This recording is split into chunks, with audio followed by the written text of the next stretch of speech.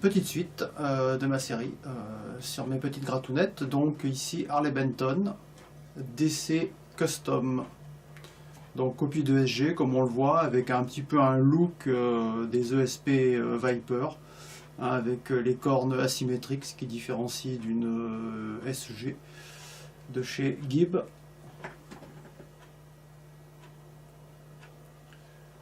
Elle fait bon poids, donc le volume de bois n'a pas été plein, visiblement. Est-ce que c'est de la top qualité pour autant? Eh bien, guitare à, je crois, 180 €. Donc évidemment, tarif des plus vils, si on peut dire. Finition tout à fait correcte, comme d'habitude chez Harley Benton. Donc celle-ci, je l'ai passée au luthier. Pour un petit travail de fret. L'intonation avait l'air à peu près correcte, pas trop mal. Des cordes d'Addario 1046 que j'ai changé, monté dessus. Pas de problème particulier au niveau finition. Très propre, les frettes étaient bien clean, très bien.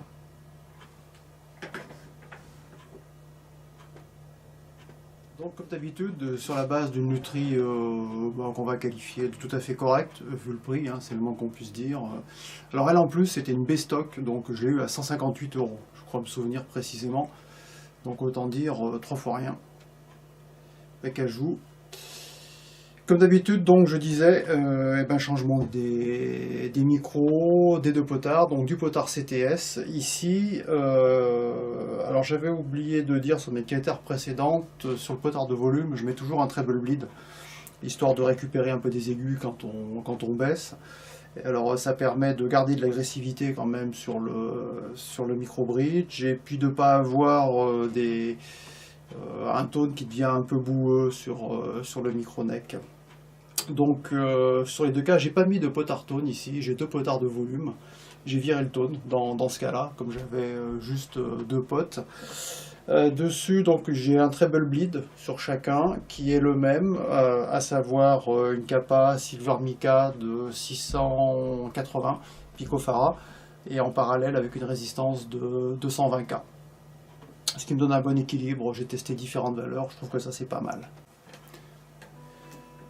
Côté micro, donc j'étais assez fan des Tone Rider que j'ai sur d'autres guitares, donc on verra ça sur une autre vidéo. Ici, Iron Gear, très content, rapport qualité-prix super, donc prix chez Axtech, qui est le revendeur en Angleterre, donc aucun problème, livré dans la semaine. À peu près 45 € ou une cinquantaine d'euros par micro. Donc ici on a un Iron Gear Dirty Torque en bridge, et j'ai voulu tenter le Tesla Shark, qui est plus ou moins une copie du Slash de chez Seymour Duncan, peut-être, pourquoi pas. En tout état de cause, ça rend plutôt bien une fois de plus. Lutherie correcte, micro des plus corrects, donc à l'arrivée, bon son. Alors pour regarder un peu le positionnement des micros, ici on peut voir que le bridge est un peu remonté vers les cordes, bon pas non plus de façon indécente. Et par contre le micro neck est relativement baissé, assez loin des cordes, ce qui me permet d'avoir pas mal de sustain. Un son pas trop agressif, et donc ça va très bien avec le Tesla Shark. En résumé, le Tesla Shark, je dirais qu'il est Alnico 2, donc c'est pas trop étonnant, moins agressif dans les aigus qu'un Alnico 5, c'est clair. Quand on joue en clean, il est très rond, peut-être un peu sombre, mais il garde quand même de la clarté, donc ça passe. Et je trouve qu'il va surtout très bien, c'est avec de la disto. Alors que ce soit de l'overdrive ou de la fuzz, je trouve qu'il va vraiment très bien. Donc bon, on va pouvoir essayer ça. Allez, c'est parti!